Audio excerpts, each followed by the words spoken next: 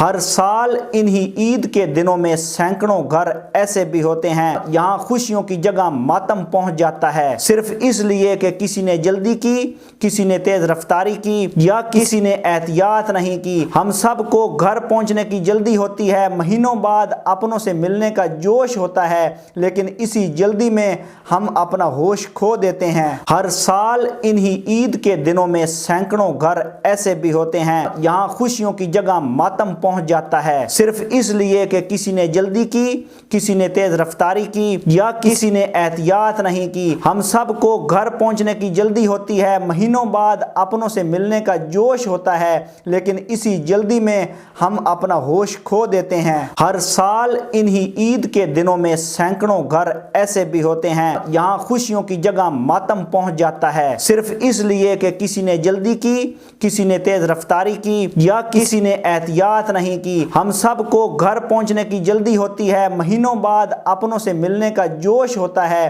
لیکن اسی جلدی میں ہم اپنا ہوش کھو دیتے ہیں۔